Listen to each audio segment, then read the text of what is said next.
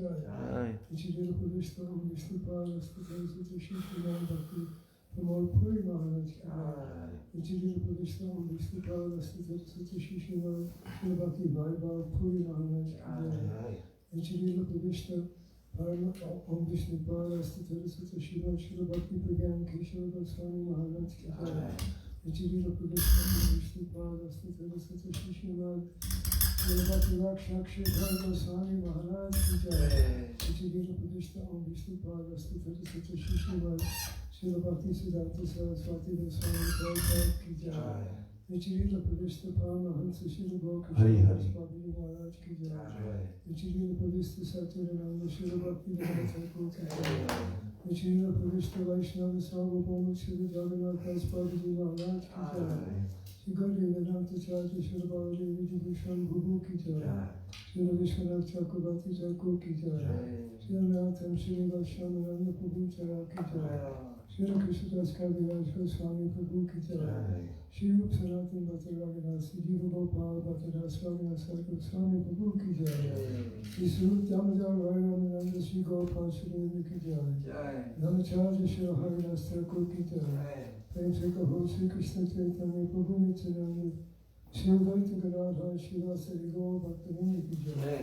Shri Advaita Bhai Prashimata Ji Kutara Ji Mata Ji Kalu Ji Pati Ji Tana Ji Madhurana Ji Purupama Krishna Navani Tam ki jai. Shri Shri Radha Krishna Gopa Gopika Govinam Dvarasana Ratnaka Shri Raj Mandala ki jai. Shri Shamakun Radhakun Munadana Tulsi Bhakti Devi ki jai. Shri Yogamaya Puranasi ki jai. Kapishwar Mahadev ki jai. Jagannath Baladev Subhadra Sunasan Shakuchu ki jai. Shri Purushottam Chetra ki jai. Shri Vantaraj Srimad Bhagavatam ki jai. Shri Harinam Sankirtan ki jai. Ananta Koti Vaishnava Vrinda ki jai. Samagata Bhakti Vrinda ki jai. Itai Gopa Nandi Hari Bol.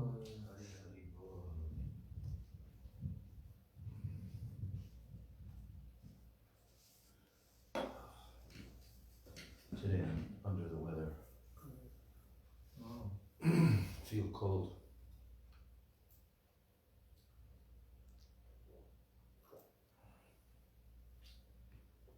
But it's not severe. I'm taking my vitamin C and my zinc and my herbs. Different devotees have given me. It was like baking in the sun at noon for like 1 whole hour with my hat on and everything. And I still didn't get heated up. Sometimes it comes out of like malaria, it comes out from inside the body. Mm-hmm. That's right. Okay.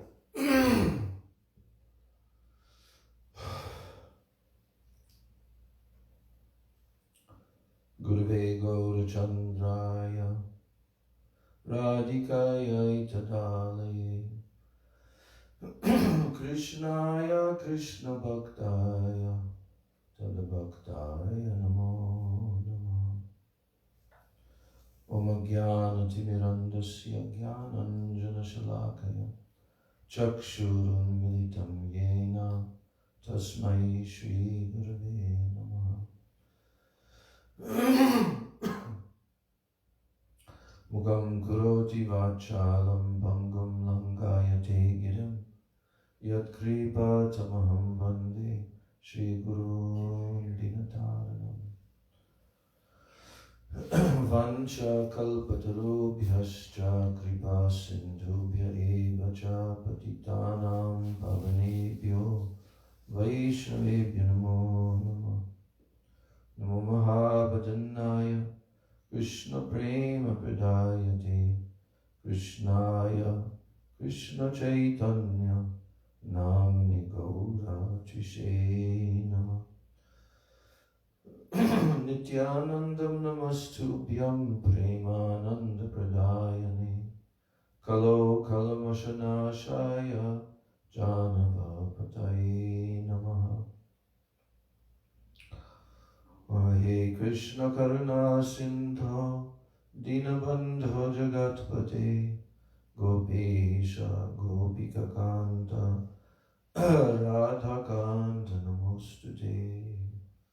Tapta Kanchana Gaurangi Radhe Vrindavaneshwari Rishabhanu Sute Devi Pranamami Hari Priye Vrindai Tulsi Devai Priyai Keshavasya Cha Krishna Bhakti Prade Devi Satyavachai Namo Namaha Panchatattvatmakam Krishnam Bhakta Rupa Swarupakam Bhaktavataram Bhaktakyam Namami Bhakta Shaktikam Shri Krishna Chaitanya Prabhu Nityananda Shri Advaita Gadadhar Shivasadi Gaur Bhakta Vrinda Hare Krishna Krishna Krishna Hare Hare Hare Rama Rama Rama Hare Hare Hare Krishna Krishna Krishna Hare Hare Hare Rama Rama Rama Hare Hare. I offer my Dandavat Pranams and my Shraddha Pushpanjali at the lotus feet of my most worshipable beloved Gurudev, Nityalila Pravishta Om Vishnu Pad Paramahansa Ashto Tarashata Sri Srila A.C. Bhakti Vedanta Swami Maharaj Prabhupada. Then I'm offering my same unlimited Dandavat Pranams and my Shraddha Pushpanjali at the lotus feet of my most worshipable beloved Siksha Gurudevs. Nityalila Pravishta Om Vishnu Pad Paramahansa Asto Tarasata Sri Srila Bhakti Rakshak Sridhar Goswami Maharaj. And Nityalila Pravishta Om Vishnu Pad Paramahansa Asto Tarasata Sri Srila Bhakti Vedanta Narayan Goswami Maharaj. And I offer my Dandavat Pranams to the lotus feet of all of my Sri Sri Rupa Nuga Guru Varga. And I offer my Dandavat Pranams to all of the Vaishnavas and to all of the Vaishnavis. So we've started Madhya Lila chapter 16, which is titled The Lord's Attempt to Go to Vrindavan. And we heard yesterday about how the Lord expressed his desire and the devotees tried to dissuade him. They tried different methods. And they won, because the Lord always reciprocates. He always reciprocates with the desires of his devotees. So they managed to convince him not to leave because the winter would be too cold. So he stayed on. And also there was a very significant conversation, more than one day, between Gauranga Mahaprabhu and Lord Nityananda, privately, and no one could understand what they were discussing. But then Mahaprabhu told to Nityananda Prabhu that he should not come every year, because now the devotees are starting to come every year for Rath Yatra and for Chaturmasya. But he told Nityananda and they had very intensive private conversations about how will all the people of Bengal become delivered. So Lord Nityananda took up that task. And sometimes he came. There's one time he wasn't supposed to come, but he came anyway, along with the others, as they walked all the way from Bengal. So really reading these sections of Chaitanya Charitamrita just transports you right there, with Mahaprabhu and all of his associates in these dhams. And there's also a discussion, or actually Srila Prabhupada writes in the purport. So let me just back up a little bit here, because I skipped one purport.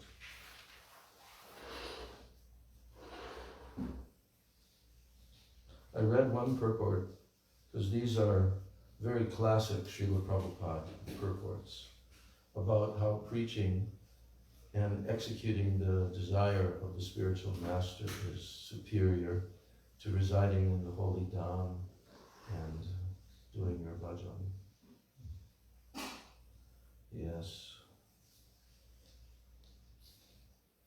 And so, for the verse where Mahaprabhu actually said to Nityananda Prabhu, he said, Nityanande kohe Prabhu shunaha Shripad. Oh, listen, Shripad, Nityananda. E ami magi tumi koroho prasad. I now request something of you. Kindly grant my request. Prativarsha nila chale tumi na asiva. Do not come to Jagannath Puri every year, but stay in Bengal. Gaude rahi mor icha safala kariva. Safala kariva, icha, more icha, my desire, fulfill my desire, and stay there. So Prabhupada, he says the mission of Sri Chaitanya Mahaprabhu is to spread the only medicine effective in this fallen age of Kali, the chanting of the Hare Krishna Maha Mantra. What's the mission of Mahaprabhu? Huh? To spread the chanting of the Hare Krishna. The only medicine. The only medicine effective in this fallen age of Kali. There is no other. That's why Harinam, Harinam, Harinam, Eva Kevalam, Nastyeva, Nastyeva.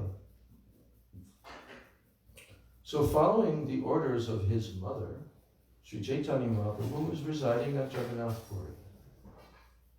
And the devotees were coming to see him.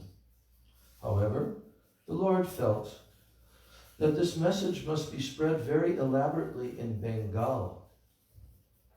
And in his absence, there was not a second person capable of doing it. So consequently, the Lord requested Nityananda Prabhu to stay there and broadcast the message of Krishna consciousness.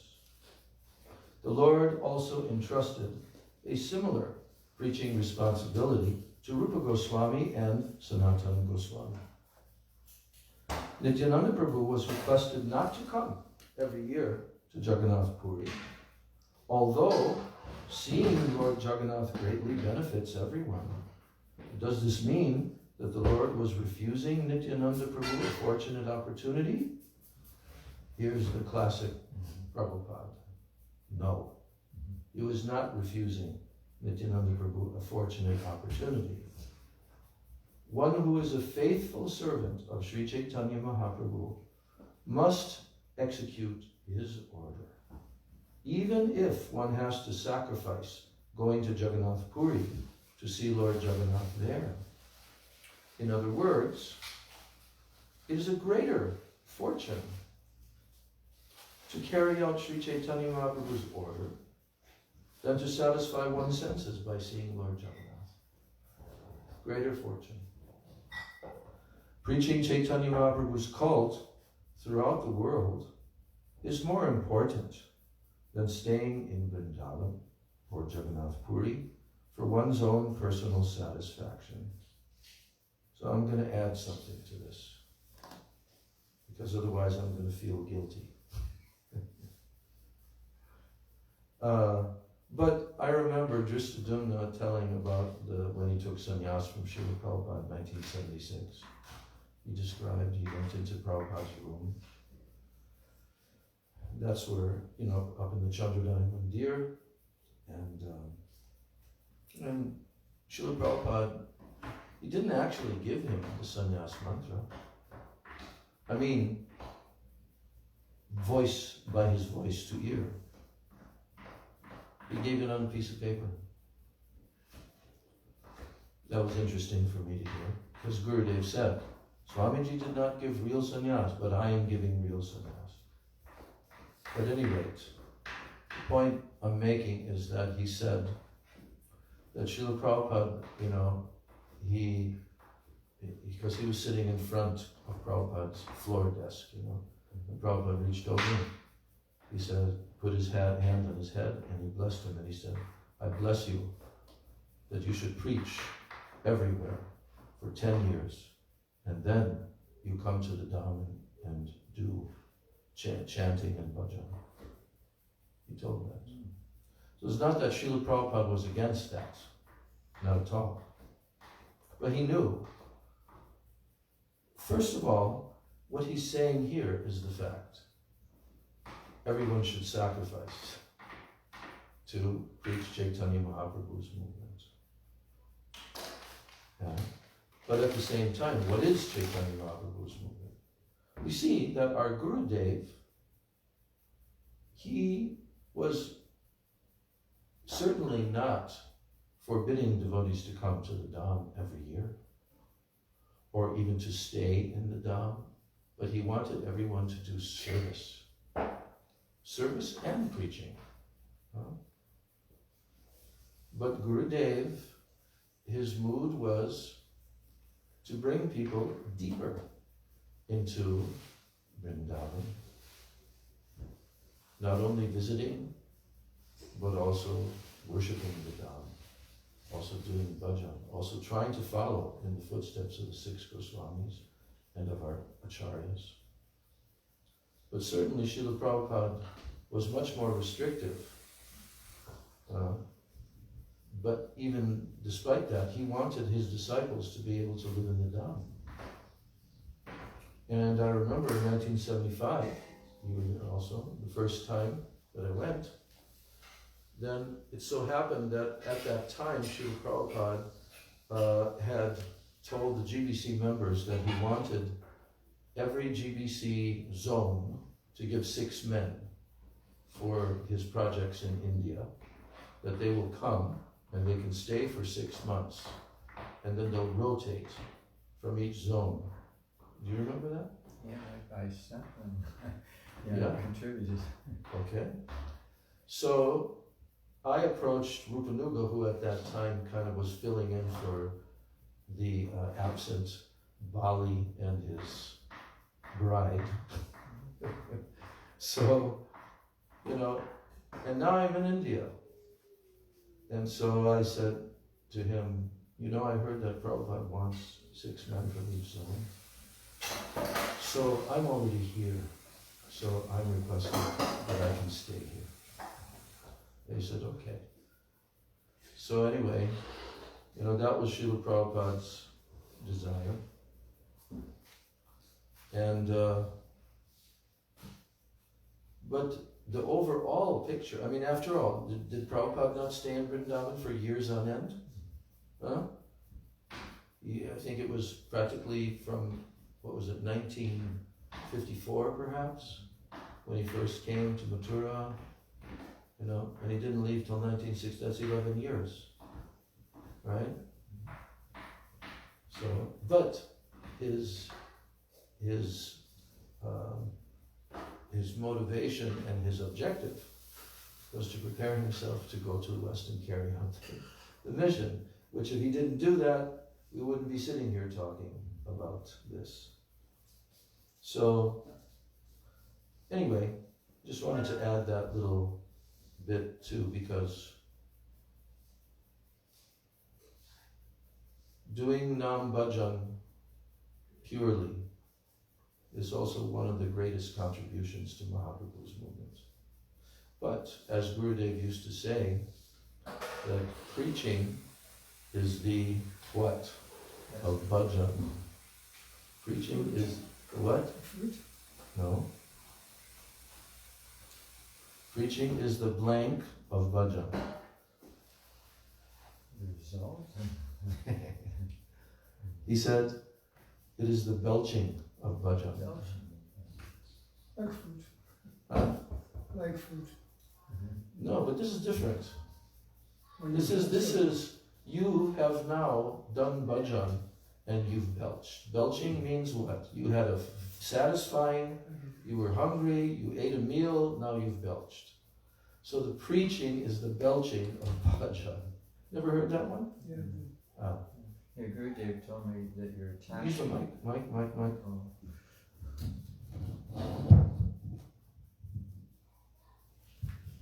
Srila Gurudev told me that you should do both bhajan and preaching at the same time. Do bhajan in the morning and preaching the rest of the day. He said, but your attachment should be to bhajan. Mm-hmm. He said, otherwise, what are you preaching? Mm-hmm. Yeah. That also Gurudev told Shamrani Didi, who was asking him, what should she focus on in her own personal studies?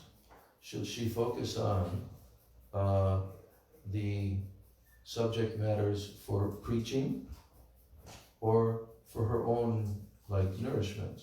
And Gurudev said you have to do both. You have to do both. And it wasn't like Prabhupada wasn't saying that. He wanted everyone to read his books.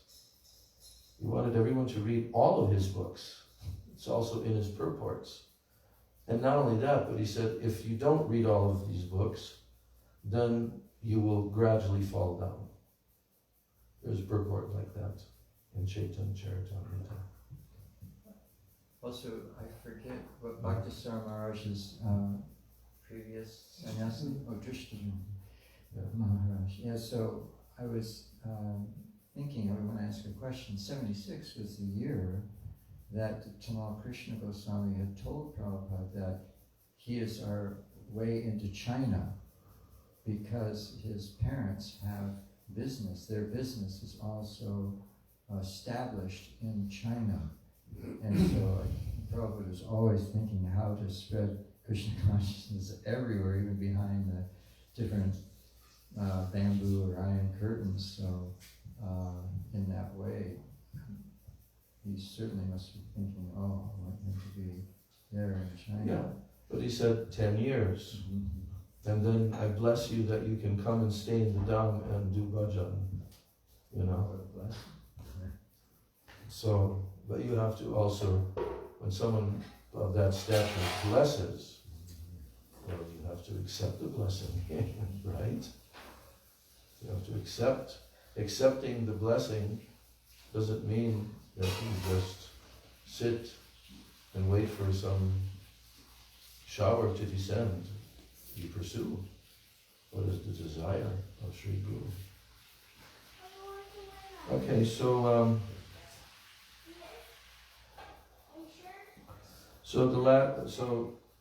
toward the end of this purport, then Srila Prabhupada is saying, preaching Chaitanya Mahaprabhu's cult throughout the world is more important than staying in Vrindavan or Jagannath Puri for one's own personal satisfaction. Spreading Krishna consciousness is Sri Chaitanya Mahaprabhu's mission. Therefore, his sincere devotees must carry out his desire. Spreading Krishna consciousness is Sri Chaitanya Mahaprabhu's mission, and therefore, his sincere devotees must carry out his desire. So we all know, us three, we know how that was the basis of the Hare Krishna movement from the very, very, very beginning. And because Srila Prabhupada was the Acharya, showing by his own example, therefore his early devotees took it up, because they could also perceive, and they heard directly from Srila Prabhupada, and we were interacting with him constantly, and he wanted them to spread this movement, Hare Krishna movement. Now it's established, it's registered, we have a few okay, now open up a temple. That's how the San Francisco temple eventually got opened up, was because although Mukunda in his book, he writes that he didn't really quite yet understand who Prabhupada is, right? Although there was great appreciation growing, but he thought, I'm going to go to India.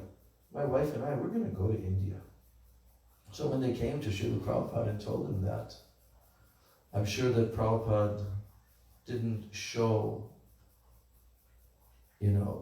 outwardly how, no, I don't want you to go to India.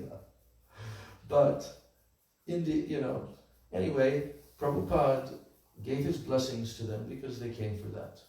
But then he also told to them, especially to Mukunda, if you have a chance, try to open up a temple on the west coast there, you know. So because he was going, first of all, to stop over on the west coast and visit his college buddy. What was his name? Sam something. Sam Spearsta. Spearsta, yeah. And his girlfriend. Yeah. So, and they were in Oregon. And his sister-in-law was also there, Jamuna. Right. Yeah, she came also with her boyfriend, Gurudev. Yes. Right. So the three couples were there, right? But none of them quite knew what their destiny would be, right?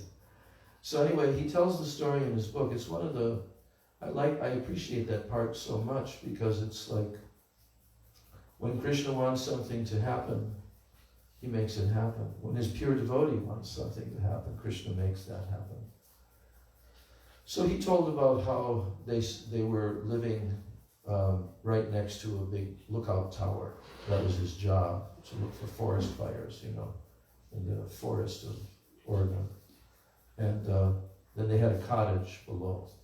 So that night, when they came and they stayed up a little bit late into the night, and here now Shamasundar and his girlfriend, they're hearing about the Swami from, you know, Mukunda. And Mukunda is telling him, he's like leaning forward, like really intensely. And he was very, very interested, and they talked about the chanting of the Mahamantra and everything. So like, yeah, they were all enlivened. And then the next day, I don't know when he was actually scheduled to fly, to go to India. But the next day he was kind of resting in the afternoon on a rowboat in a pond that was right near that area.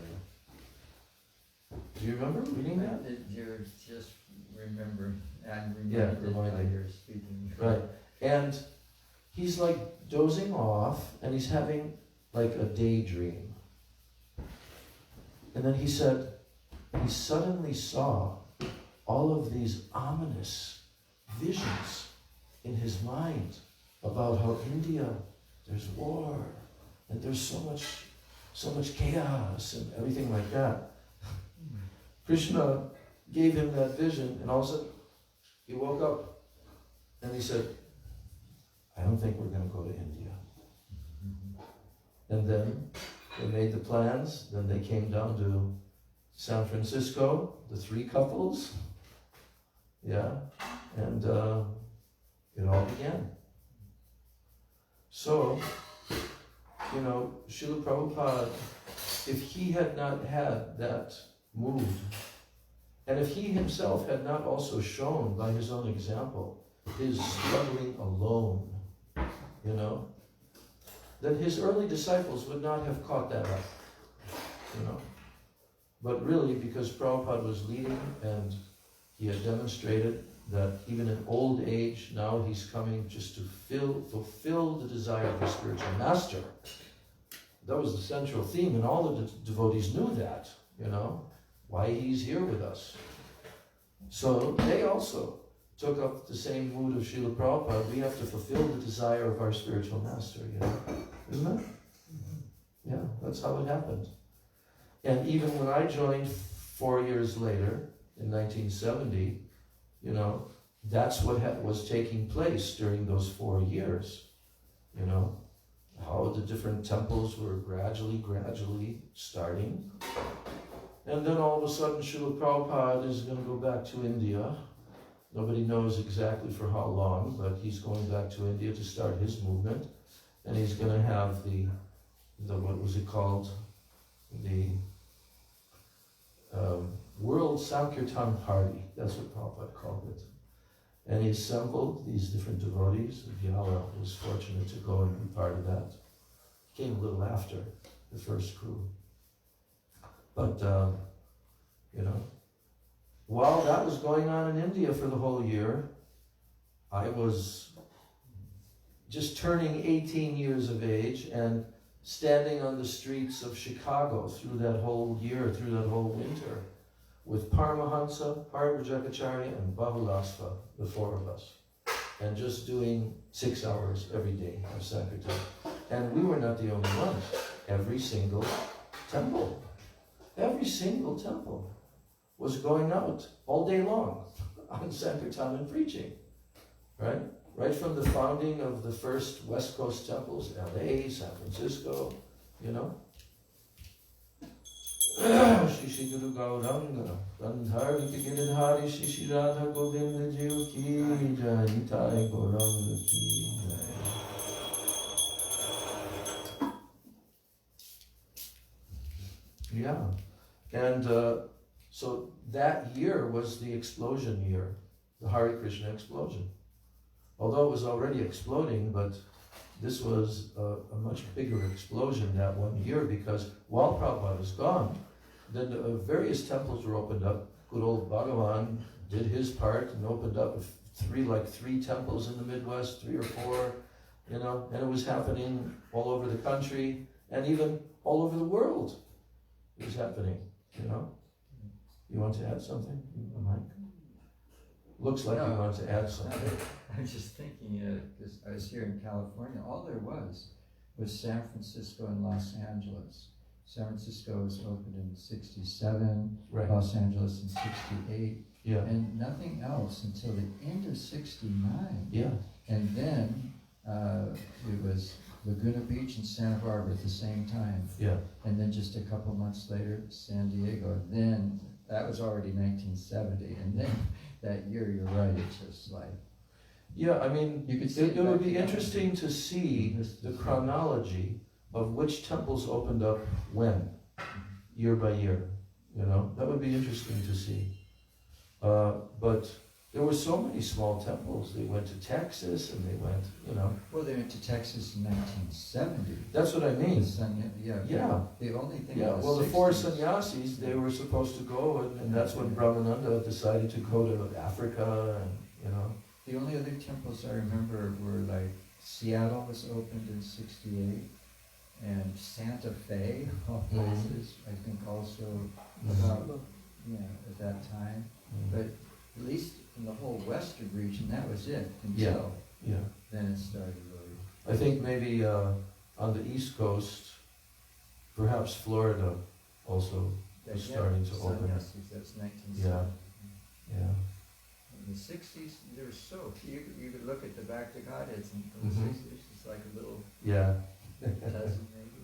Right. And then all of a sudden, these swarms. Yeah, and so like when Prabhupada did finally come back, after that year of being away, almost a year, and he, landed in the Detroit airport. Well, of course, he was on the West Coast first, and then he came to Detroit after. That's where we first saw him. And many devotees converged from all directions. I think Canada had already gotten going all as well, and devotees came down from there. So there was like about 200 devotees, I think. How they all squeezed into this small place. But and when Srila Prabhupada got off the airplane, we were there waiting in the reception area, right there where people come off, doing kirtan. In those days, somehow they got permission in the airport, and they just did it. No, but they actually got permission because they were able to bring Prabhupada's Vyasa-san there. Yeah. People coming off the plane. No, I've told the story before that like we're sitting there, and most of the devotees there, they had not yet seen Prabhupada. They had joined during that year, and we were just like our hearts were beating. We were doing kirtan, and we see the passengers coming off, and they're like. But then all of a sudden a devotee came, and he looked at all of us. He said, "Prabhupada's coming now," So then we were just like that moment, and then suddenly Prabhupada came into the doorway, where you enter. And he was just so incredibly beautiful, effulgent and beautiful. And he began walking forward and smiling, looking at everyone, smiling. And I can just think how Srila Prabhupada must have been so satisfied that he went away, and in the meantime, everything exploded, you know. So, you know, the story of the Hare Krishna movement and the story of the devotees taking up the mantle is, you know, a very wonderful history that will be recounted in the future, you know, and those who did the work, they certainly get the credit and the blessings. You want to say something? No? Okay. So you know, the thing about Mahaprabhu's desire, that's the basis of it all, right? And Nityananda Prabhu is Guru Tattva personified, and obviously nobody can do what Mahaprabhu, only Nityananda can do. But Mahaprabhu's not going to be able to stay there in Bengal and do that. So Nityananda was tasked with this great, you know, preaching mission. And that's why we have our songs written by our acharyas about how Lord Nityananda went and cut a channel of mercy and flooded all of Bengal, you know. So Nityananda, Nitai, he's everything. And Prabhupada was empowered by him directly, by his Shakti, to do what he did. It's all Nityananda. So this is such a sweet part where Mahaprabhu is telling Nityananda, now you have to, don't come every year. And in the Chaitanya Bhagavat, there's actually a very vivid description in the Chaitanya Bhagavat of Lord Nityananda taking up the order and then departing with his personal associates. And their journey to Bengal. Did you ever hear that? How they're so amazing how they're you know, on their way doing kirtan. And they're actually just completely mad in Krishna praying, him and his associates, and their outward awareness of where they are and which direction they should be going, and then they ask questions to people, local people, which way do we go, you know, and then they go in that direction, and then after some time they ask the people again, and they say, oh, you went too far in this direction, you have to go back that way, you know. Somehow or other they make it to Bengal, and the, what's it called, deluge begins from Nitai. So, spreading Krishna consciousness is Sri Chaitanya Mahaprabhu's mission. Therefore, his sincere devotees must carry out his desire. Pritivite ache jata nagaradi gram sarvata prachar hoibe mor nam. The devotees of Lord Chaitanya must preach Krishna consciousness in every village and town in the world. That will satisfy the Lord. It is not that one should act whimsically for his own personal satisfaction. This order comes down through the parampara system, and the spiritual master presents these orders to the disciple so that he can spread the message of Sri Chaitanya Mahaprabhu.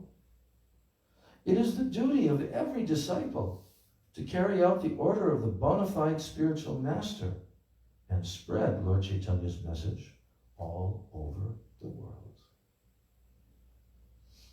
So, then Sri Chaitanya Mahaprabhu continued, telling Nitai, you can perform a task that even I cannot do.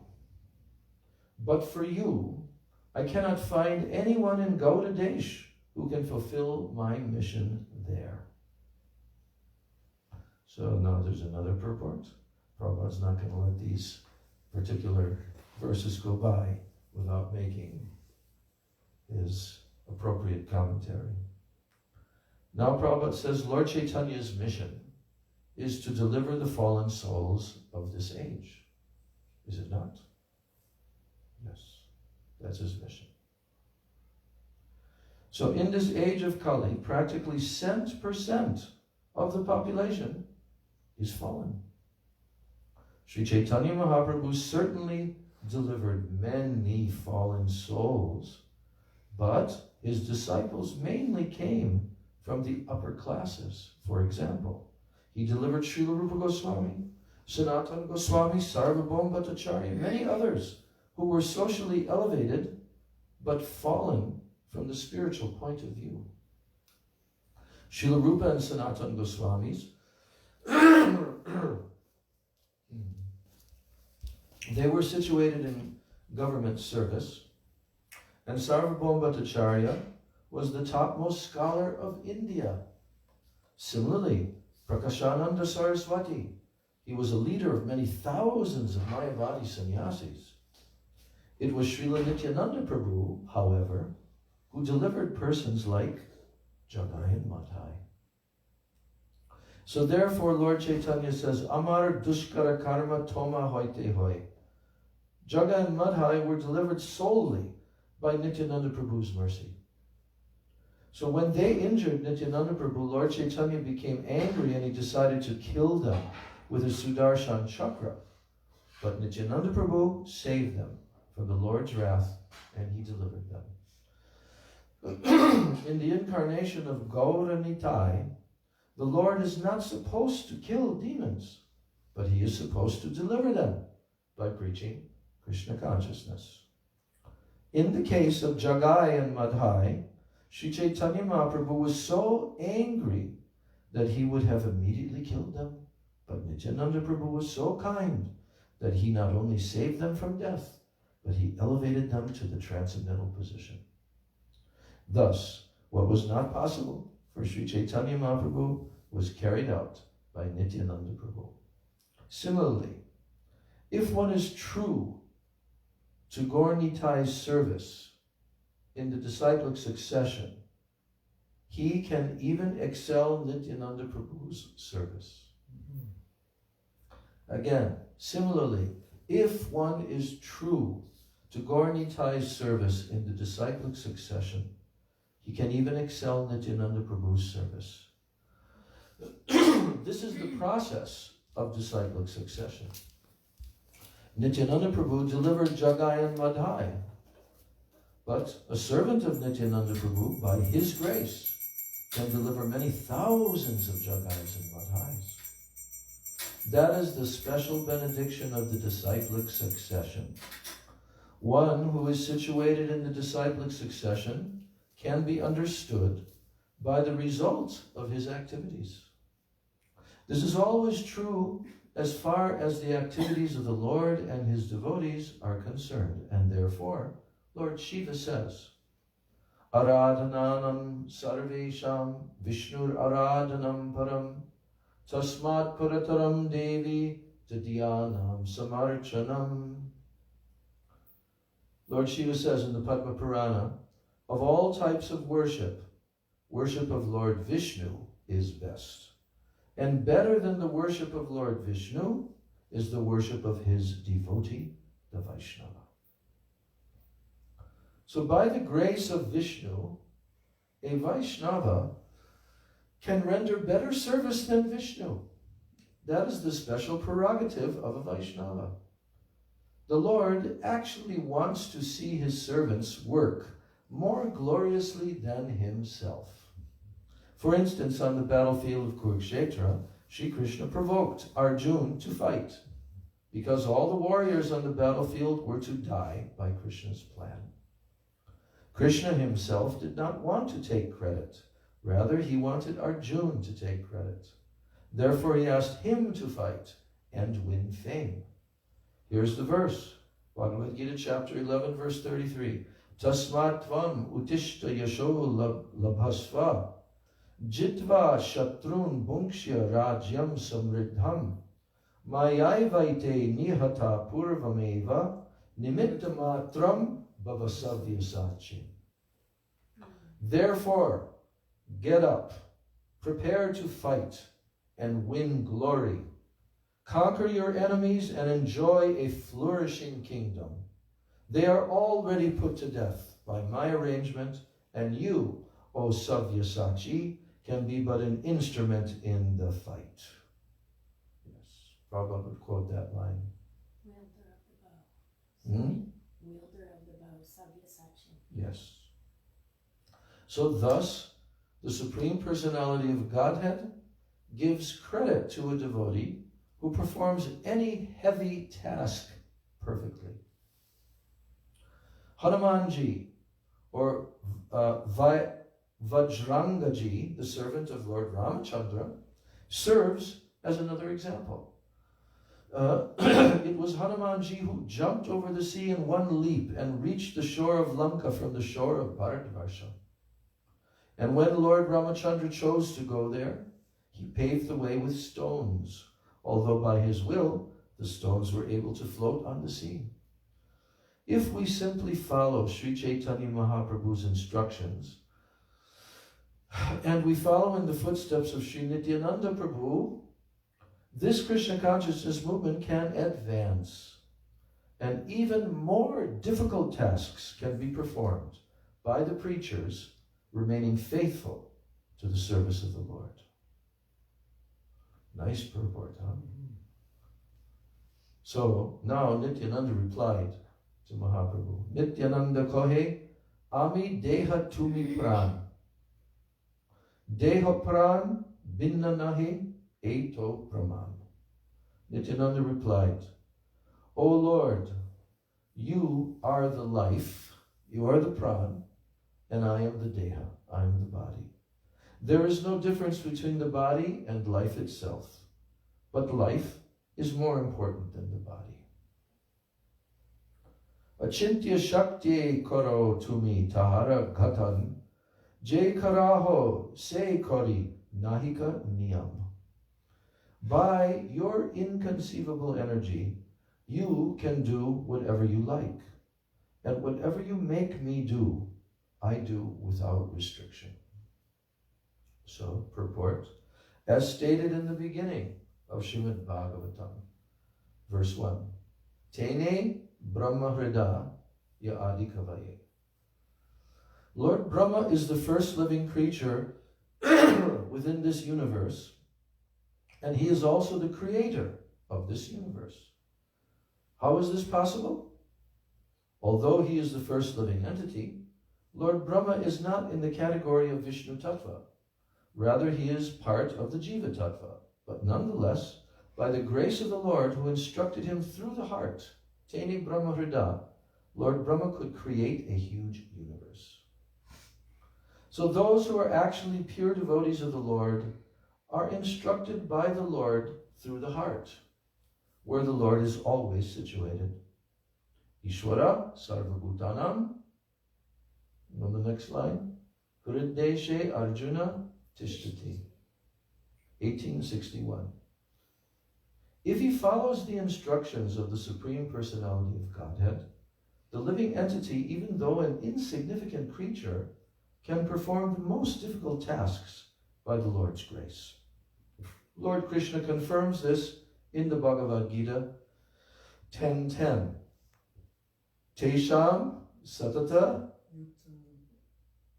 tam priti purvakam dami buddhi yogam tam mam upayantite. You know who was given this instruction to chant this verse every day? Yes. So in his letter, he has a newsletter every time at the end.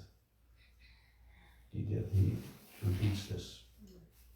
And the meaning of this verse, to those who are constantly devoted to serving me with love, I give the understanding by which they can come to me.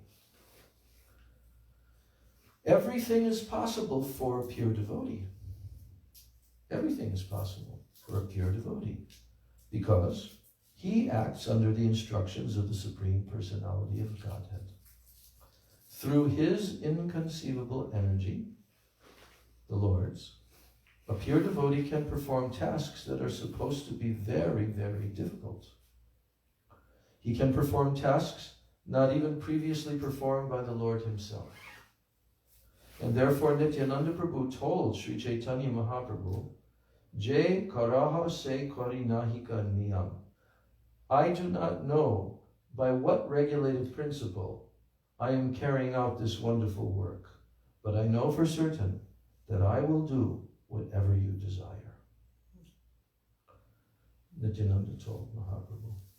So although the Lord wants to give all credit to his devotee, the devotee himself never takes credit, for he acts only under the Lord's direction. Consequently, all credit goes to the Lord. This is the nature of the relationship between the Lord and his devotees. The Lord wants to give all credit to his servant, but the servant does not want to take any credit, for he knows that everything is carried out by the Lord. So in this way, Sri Chaitanya Mahaprabhu embraced Nityananda Prabhu, and he bade him farewell, and he then bade farewell to all the other devotees. Then, as in the previous year, one of the inhabitants of Kulinagram submitted a petition to the Lord, saying, My Lord, kindly tell me what my duty is and how I should execute it. Prabhu Kohe, same thing. Vaishnav Seva, Nam Sankirtan, Dui Koro, Shigra Pabe Shri Krishna Charan. The Lord replied, you should engage yourself in the service of the servants of Krishna and always chant the holy name of Krishna. If you do these two things, you will very soon attain shelter at Krishna's lotus feet. And then the inhabitant of Kulinagram said, please let me know who is actually a Vaishnava and what his symptoms are. Then, understanding his mind, Sri Chaitanya Mahaprabhu smiled and gave the following reply. Krishna Nam Nirantara Jahara Vadane Se Vaishnava Shreshta Bhaja Tahara Charani. A person who is always chanting the holy name of the Lord is to be considered a first-class Vaishnava, and your duty is to serve his lotus feet. So Srila Bhaktisiddhanta Saraswati Thakur says that any Vaishnava who is constantly chanting the holy name of the Lord should be considered to have attained the second platform of Vaishnavism. Such a devotee is superior to a neophyte devotee who has just learned to chant the holy name of the Lord. A neophyte devotee simply tries to chant the holy name, whereas the advanced devotee is accustomed to chanting and takes pleasure in it. Such an advanced devotee is called a Madhyam Bhagavat, which indicates that he has attained the intermediate stage between the neophyte and the perfect devotee. And generally a devotee in the intermediate stage becomes a preacher. So a neophyte devotee or any ordinary person should worship the Madhyam Bhagavat, who is a via medium. In his Upadeshamrita, Srila Rupa Goswami says, Pranati Bish Chabhajantam Isham. This means that the Madhyam Adhikari devotee should exchange obeisances, devotees, plural, should exchange obeisances between themselves. And the word nirantara, meaning without cessation, continuously, constantly, is very important in this verse. The word antara means interval. And one who has desires other than a desire to perform devotional service, in other words, if one sometimes engages in devotional service and sometimes strives for sense gratification, his service will be interrupted. A pure devotee, therefore, should have no desire other than to serve Krishna. He should be above fruitive activity and speculative knowledge. So in his Bhakti Rasamrita Sindhu, Srila Goswami says, Anya Bilashita Shunyam, Jnana Karma Dhyana Anukulyena, Krishna Anushilanam, Bhaktir Uttama. This is the platform of pure devotional service. One should not be motivated by fruitive activity or mental speculation, but should simply serve Krishna favorably. That is first-class devotion. So this purport goes on. There's more in-depth discussion, quite a bit more, that we'll read tomorrow.